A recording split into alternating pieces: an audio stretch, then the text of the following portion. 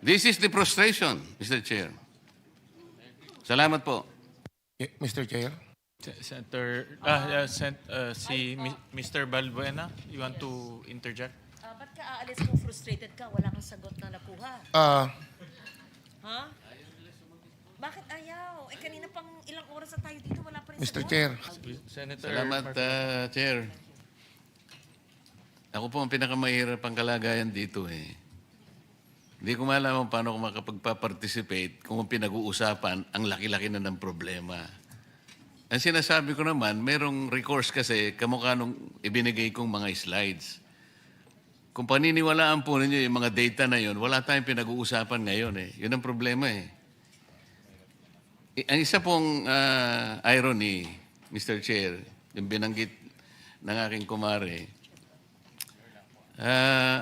yung replacement cost. Okay? So, gusto kong balikan yun. I want to belabor that kasi yung pong nakaraang hearing natin last Tuesday, maliwanag po na sabi ninyo, DOE, meron tayong 46 days for diesel at that time. Tuesday po ito. Sa kerosene naman, meron tayong 53 days. Ang pinag-uusapan natin doon, after 15 days, mula nung sabihin ng Pangulo na meron tayong 50 to 60 days inventory, biglang pumalo sa 110 pesos per liter. Ngayon, sabi nyo kanina, meron kayong monitoring function under RA 8479. Pwede rin yung gamitin yung EO 839. Meron kayong pwedeng gawin na mag-issue ng show cause order. Ano po yung una nyong ginawa? Tinignan nyo ba kung anong basis ng 110? Iyon po yung gusto kong balikan eh. O bigla na lang kayong naniwala, hindi kayo nag-validate. Dati po nilang inventaryo yun eh. Paano po magiging 110 from 55? So kung ginamit po ninyo yung tungkulin nyo under the law, like kayo nagmo-monitor, ini-screen ninyo lahat, did you ask them to present, for example, documents na to validate na kailangan 110 na per liter? Kinuha nyo ba yung mga dokumento sa kanila na bumili na ba on the replacement cost ang basis? Paano po nangyari yun? Inventaryo po ang pinag-uusapan natin. Wala pa naman eh. Ang problema kasi sa replacement cost kasi, Mr. Chair, kahit na wala pa yung ibibili nila sa susunod na kanilang pagbili, ay dapat nandun na yung cost na dinidictate nung Argus at saka nung MAPS. Yun ang problema eh. Ito pong replacement cost, Mr. Chair, konektado po doon sa sinasabi nating rackets and feathers irony. Ano po ibig sabihin nun? Ito pong rackets and feathers irony focuses on the asymmetry of pricing. Where prices shoot like rockets when the global prices rise, but they fall like feathers when they drop. Ganun po eh. Sino po yung tinatamaan, di ba? Yung taong bayan. Can you explain that? Paano po naging 110 nang hindi nyo man lang nababalidate? Oh. Thank you very much. I mentioned to the director of the Oil Industry Management Bureau is to submit how the OIMB does its monitoring. But to answer it precisely, we can Hindi have... po, after 2 weeks, naging 110. So did you confirm that? Did you validate that na talagang bumili sila at 110 pesos per liter? O ginamit pa lang nila yung kanilang inventory because at that time, meron pa silang 46 days for diesel and 53 days for gasoline. Mr. Chair, because we always have the cyclic differential cost Mahihirapan ka dyan application. pagka dyan ka tumira eh. Ganito sinasabi ko, meron pa silang inventaryo. You take note, 46 days pa. Last hearing ito eh. Ibig sabihin, andun pa yung binili nila sa dating Correct. presyo. Ngayon, after 2 weeks, bigla nilang sumirit. Sabi nga nila. Yeah. 110 na ngayon nag-a-average na ng 126. Paano nyo minonitor? Paano nyo binalidate na totoo yun? Samantalang ang ginagamit pa nila ay inventaryo pa nila na binili doon sa dating presyo. Mr. Chair, because basically it's like saying that the diesel we consume is around 33 million liters per day. So mga 7 days po yan.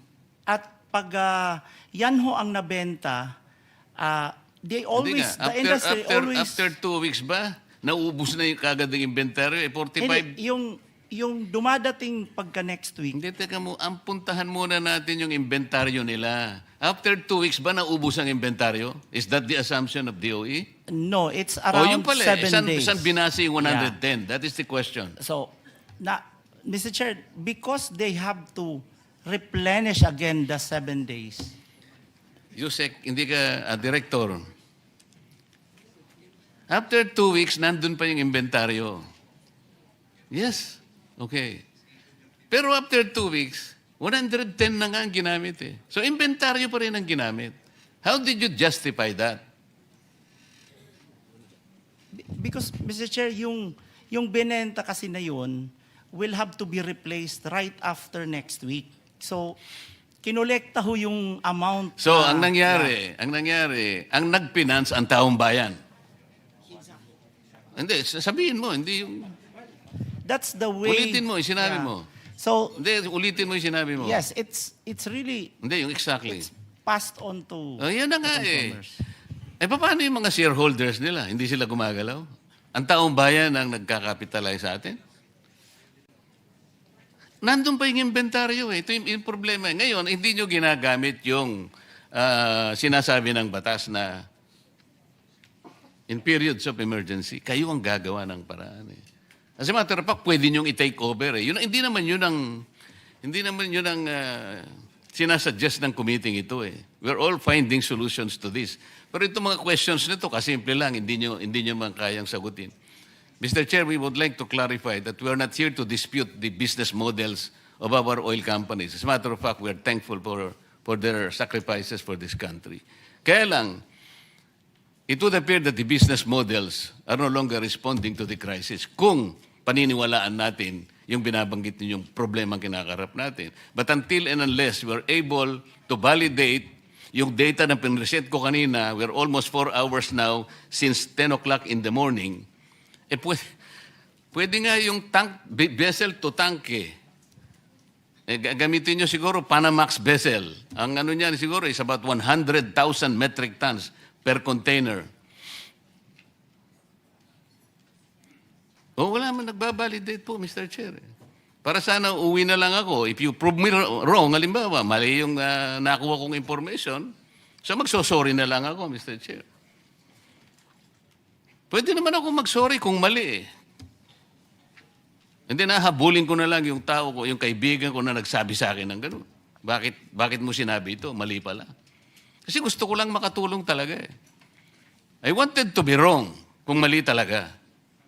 But you have to prove me wrong. Government to government, hindi nga dapat mangyari yung pumunta nga. Andun nga yung tangke, yung mga tangke ng 2 refineries.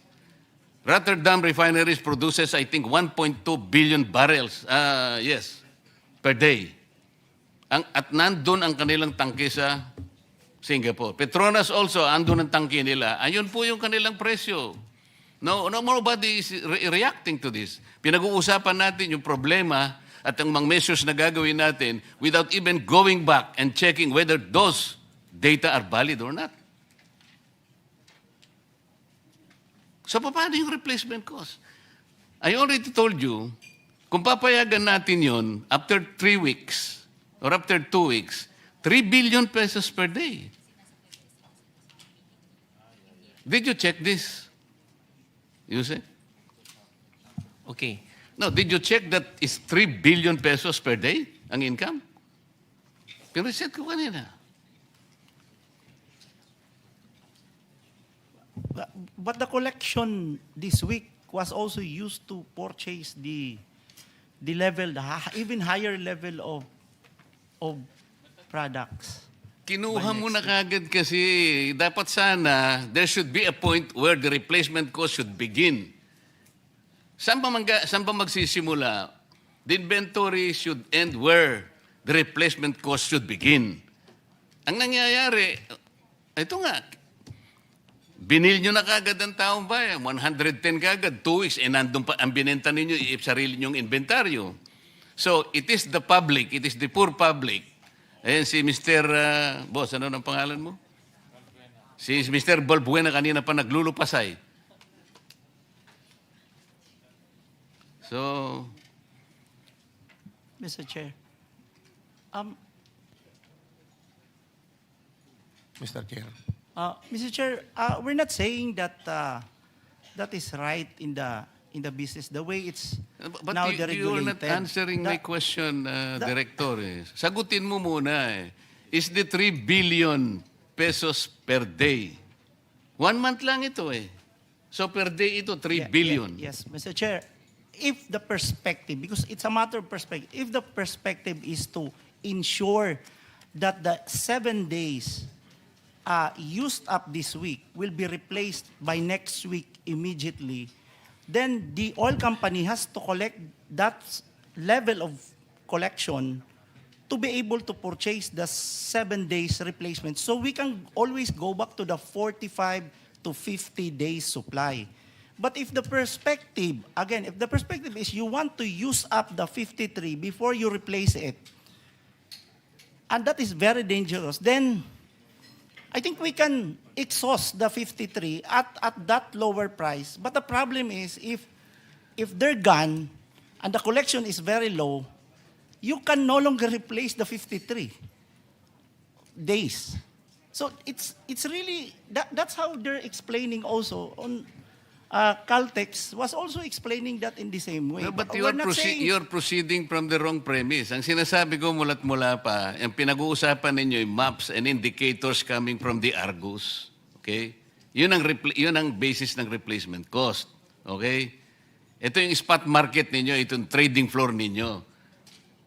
Ang sinasabi ko, after 2 weeks pa lang, and considering na meron pa kayong 46 days and 53 days for diesel and gasoline respectively, kumulekta na ng 3 billion, kumita na ng 3 billion pesos per day, which was bankrolled by the people themselves. This is the irony. Ngayon, ano yung role ninyo in the period of emergency and national interest is involved already? Ba't ang pinag-uusapan pa natin replacement cost na kagad? Ito muna ang sagutin ninyo. Is it reasonable? Is this reasonable? In 2 weeks' time? Mr. Chair, again, it's a matter of perspective. When the law says that we may direct the operation, we have to be mindful of again, on price, we have to be mindful of allowing the oil company to be able to replace it on a weekly basis. Okay. Isara natin ang argumento. Did you check the oil companies? Kinuha nyo yung document? Kanino nila binili? Makikita nyo ba kung magkano binili? Did you check that? Have you done that? Not in that Paano mo sasabihin ngayon? Katungkulan nyo ngayon eh. If you are screening, if you are monitoring, okay, sabihin na natin replacement cost. Ali kayo mga kaibigan. Pwede nyo bandalin yung inyong mga ICPO. Tingnan natin kung saan nyo binili. Binili natin kay ganito. Ito po yung presyo. Ganito. At least chinek natin. Now I am asking you, nag-check, sabi nyo hindi. So ano yung monitoring? This is the frustration, Mr. Chair. Salamat po. Mr. Chair. Senator, Mr. Balbuena, you want to interject? Ba't ka aalis kung frustrated ka? Wala kang sagot na nakuha. Ha? Bakit ayaw? Kanina pang ilang oras na tayo dito, wala pa rin Mr. sagot. Chair. So go ahead.